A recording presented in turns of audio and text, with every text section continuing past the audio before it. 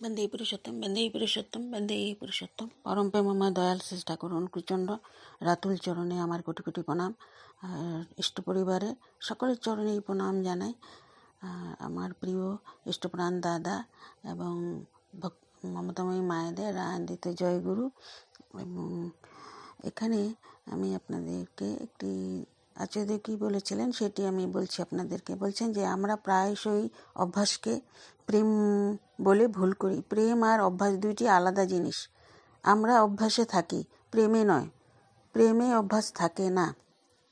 কেউ মাকে হারিয়ে কাঁদছে, কেউ বউকে হারিয়ে কাঁদছে, কিন্তু যিনি চলে গেলেন আমরা তার জন্য কাঁদি না। আমরা কাঁদি তার সঙ্গ পাওয়ার অভ্যাস হয়ে গেছে বলে।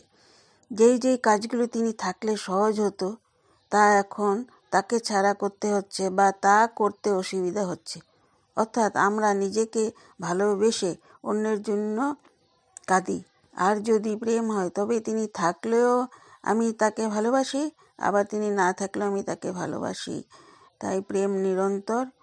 তো কি দারুণ শিখালেন আচার্যদেব ভালোবাসা সম্পর্কে। তো একবার তিনি সেই বর্ধা নাটমণ্ডপে প্রার্থনার পরে বসেছিলেন, কথা প্রসঙ্গে বলছেন পরিবারের সমস্যা সবারই থাকে, তা নিয়েই চলতে হয়। আবার শরীর খারাপ হলেও মানুষ সবসময় শরীর খারাপ জপতে থাকে, একই জায়গায় মনটাকে ঘোরাতে থাকে। এ থেকে বেরোতে না পারলে শরীর ভালো হবে না। ঔষধে সাময়িক একটা সুস্থতা দেয়, তারপর আবার অসুস্থতা। তাই থেকে বেরোনোর জন্য কোন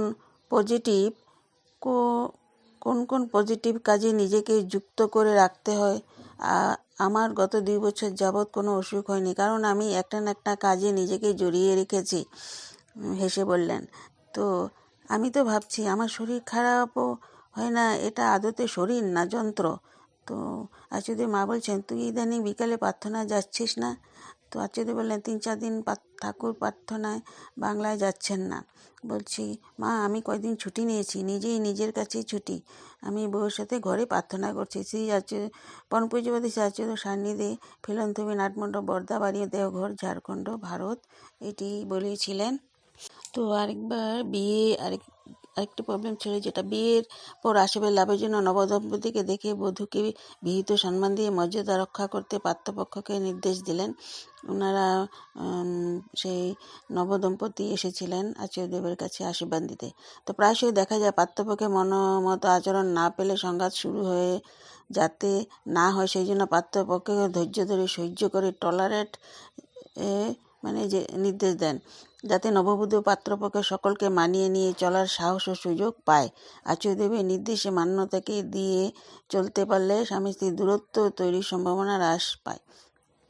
তো বাড়ির বৌমা নিবেদন করলো পরিবেশ খুব অসুবিধা হচ্ছে নানা দিক দিয়ে। তো আচার্যদেব বললেন তোর সাহস উদ্দীপনা লক্ষ্য কিছু আছে, নিজের লক্ষ্যে স্থির থাকবি, পরিবেশ নিয়ে মাথা ঘামাস না। কেউ যদি তোকে খারাপ কথা বলে তুই তাচ্ছিল্য করবি, মনে করবি না কিছু। আচার্যদেব এই বইটি দেখে বললেন এই বইটা তোকে দিচ্ছি, তুই নিলি না, তাহলে কাজ থাকবে, ওই বৌমা আপনার কাছে থাকবে। আচার্যদেব কেউ যখন কোনো খারাপ কথা বলবে তুই সহ্য করে যাবি, মনে করবি না কিছু। অর্থাৎ যে বলল তার কাছে থেকে গেল, তুই নিজের কাজ করে যাবি। খুশি হলো বৌমা। তো ছেলে মেয়েদের মানুষ করার ক্ষেত্রে জৈনিক অভিভাবককে আচার্য বললেন এখন ছেলে মেয়েদের দেখছো, সবসময় চোখে চোখে রাখছো, যখন বড় হয়ে যাবে তখন কে দেখবে?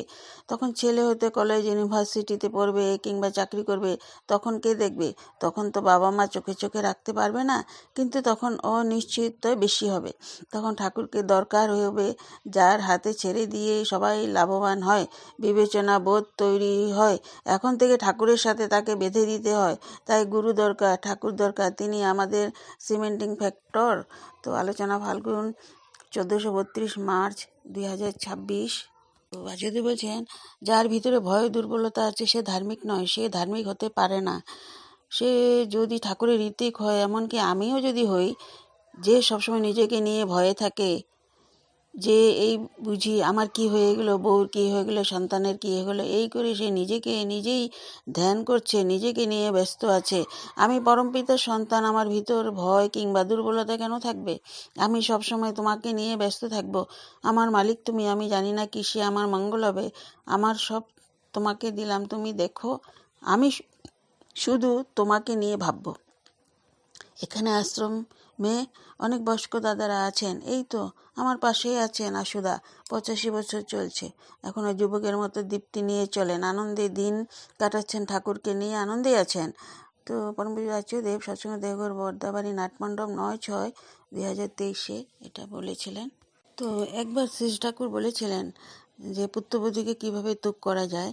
তো এটাই করণীয় যে পরের মেয়ে যখন ঘরে এনে আপন করে নিতে হয়, তখনই এমনভাবে বলতে হয় যাতে তার মন খুশি হয়ে যায়। লোকের কাছে বলতে হয়, আমার বউয়ের মতো কি বউ আছে, কি দরদ, কি মায়া, কি মমতা।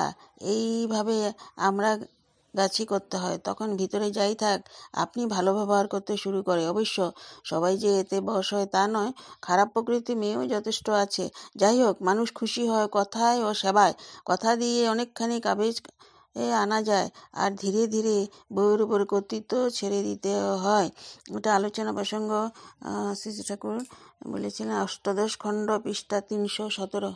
আমরা তাই দেখি ঠাকুর বাড়িতে সেই শাশুড়ি বৌমার সম্পর্ক বা ননদ বৌদির সম্পর্ক বা ভাই ভাইদের সম্পর্ক, দেওর বৌদির সম্পর্ক, সবার সম্পর্কগুলো এত সুন্দর, সেইটাই শিক্ষার বিষয়। সেই জন্যই সবাই দেখি দেওঘরে সব উৎসব প্রোগ্রামে বা এমনিও গিয়ে বসে সেইগুলো মানে চার্জ হয়ে আসে, দেখে আসে পরিবারে কিভাবে চলতে হয়।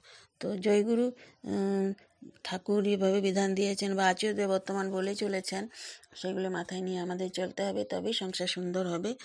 সবাই আশেপাশে সবাইকে আনন্দ আমরা দিতে পারবো। জয় গুরু, বন্দে পুরুষোত্তম। রাখি এবার।